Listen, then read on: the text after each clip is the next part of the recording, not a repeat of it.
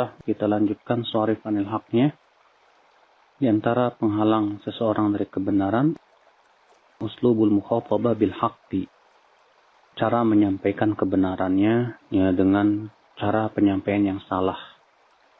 Seperti dengan kasar ya dan yang lainnya. Allah Subhanahu wa taala berfirman, "Wala tujadilu ahlal kitab illa billati hi ahsan." Janganlah kalian mendebat ahli kitab kecuali dengan yang lebih baik. Banyak ulama tafsir menafsirkan makna yang lebih baik yaitu menggunakan ya lemah lembut.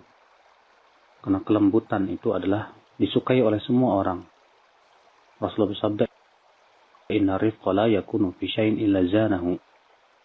Kelemah lembutan itu tidak ada pada sesuatu kecuali akan menghiasinya. Keluar kelima Muslim. Dan ketika seseorang disampaikan padanya kebenaran dengan cara yang kurang bagus, seringkali orang tersebut menolak. Padahal yang disampaikan itu sebetulnya kebenaran. Al-Imam Syekhul Islam Taimiyah rahimahullah dalam kitab Minhajus Sunnah jilid 5 halaman 254 berkata, "Wa in kana 'aliman wa lam yakun rafiqan kana qat-tabib alladhi la rifqa fihi." Jika ia alim tapi ia tidak punya sifat lembut, itu seperti dokter yang tidak punya sifat lembut, di mana si dokter itu bersikap keras, kasar kepada seorang yang sakit, dan ternyata orang sakit itu tidak mau menerima. Allah Ta'ala ia berfirman kepada Nabi Musa dan Harun, "Faqula lahu qawlan layyinan, la'allahu yatadhakkaru aw yakhsha." Ucapkanlah kepada Fir'aun dengan ucapan yang lemah lembut, supaya ia mau ingat atau takut. Di sini Allah Subhanahu wa taala menyuruh ya Nabi Musa dan Harun untuk menyampaikan kebenaran dengan lemah lembut kepada Firaun. Kata beliau, "Wal mukhatabah bil lin wa talattuf tusta'mal ma'a man dhahara insafan wa talaban lil haqqi." Sikap lemah lembut itu digunakan untuk orang yang mempunyai sifat insaf dan mudah menerima kebenaran. Namun sikap lemah lembut itu tidak bisa digunakan secara mutlak. Ini segala sesuatu hendaknya kata beliau diletakkan pada tempatnya masing-masing. Karena sebatas lembut saja tidak bagus. Sebagaimana sebatas keras saja pun tidak bagus. Tapi semuanya harus diletakkan pada tempatnya masing-masing.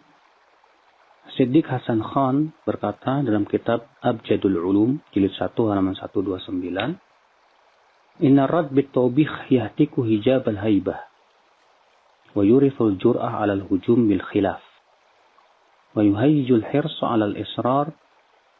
Membantah dengan memburuk-burukan orangnya itu bisa menjatuhkan kewibawaan dan menyebabkan lawan itu akan berani untuk menyerang.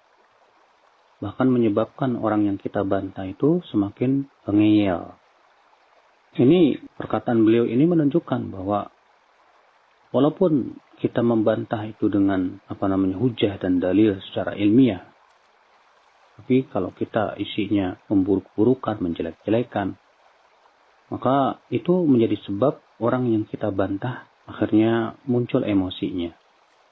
Akhirnya tidak mau menerima kebenaran. Karena yang salah adalah orang yang menyampaikannya. Oleh karena itulah, di dalam menyampaikan kebenaran pun juga kita harus berusaha untuk melihat siapa orang yang hendak kita sampaikan padanya kebenaran.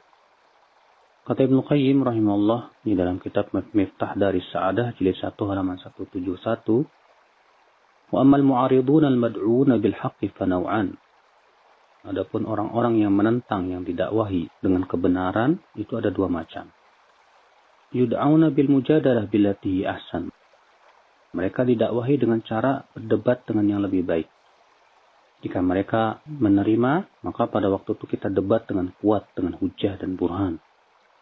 Maka kata beliau, kalau kita memperhatikan Al-Quran, kita dapati Al-Quran pun juga memerintahkan seperti ini. Allah berfirman, "Wajadilhum billati ahsan." Debatlah mereka dengan sesuatu yang lebih baik. Nah, ini untuk orang yang sulit untuk menerima kebenaran atau ngeyel. Dan harus kita debat dengan debat yang kuat dengan ilmu, hujah, dan burhan. Adapun orang yang mudah menerima kebenaran, maka kita dakwahi dengan kelemah lembutan. Karena itu asal daripada dakwah, itu adalah lemah lembut Allah.